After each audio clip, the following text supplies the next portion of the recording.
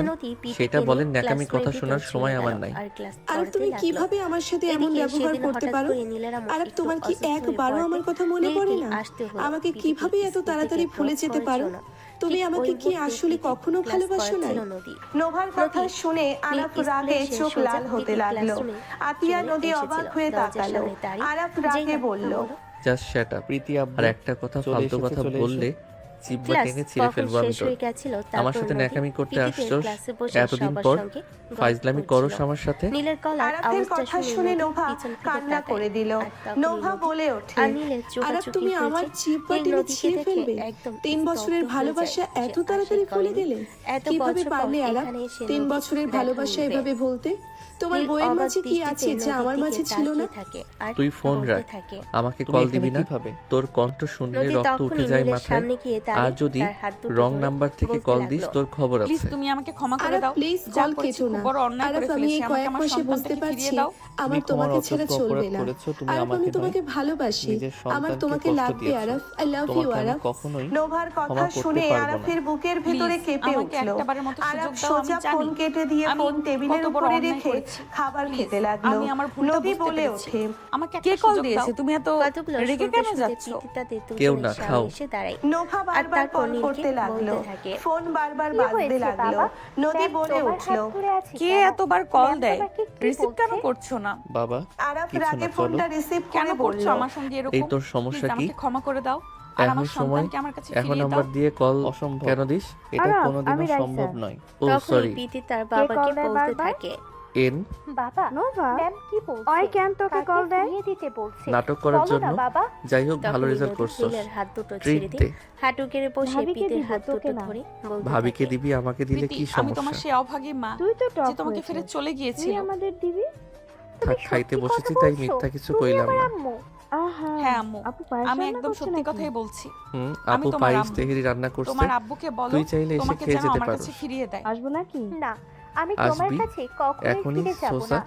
আমি ওয়েট আসছি। আব্বুর কাছে ওয়েট, ভালো বাসায় আছি। ঢুকে নে। তুমি চলে যাও। রাইসা ফোন কেটে এখান দিয়ে থেকে। 1 মিনিট আমি ভিতরে তোমাকে রাইসা দেখতে ঢুকে চাই না। আরাফকে চলো, সরিয়ে দিয়ে বাসে নিচে চলো। বসে খেতে এই বলে লাগলো। পিতে তার আতিয়া আব্বুর হাত নদী ধরে অবাক টানতে হয়ে গেল। টানতে স্কুল থেকে আতিয়া বের বলে হয়ে উঠল, চলে আসছিল। রাইসা তুমি তখনই পিছন থেকে আপু, নদী আমার আবারও জন্য তাদের তার পায়েস রান্না দুজনকে করবে না? উদ্দেশ্য করে আমি বলতে তো আর থাকে, তোমার নিজের বোন না। প্লিজ তোমরা দুজনে আরে আমাকে ক্ষমা বাবা করে দাও। এখানে অনেকে আমাকে আছে। শেষবারের মতো একটা ওয়েট সুযোগ দাও। আমি দিই।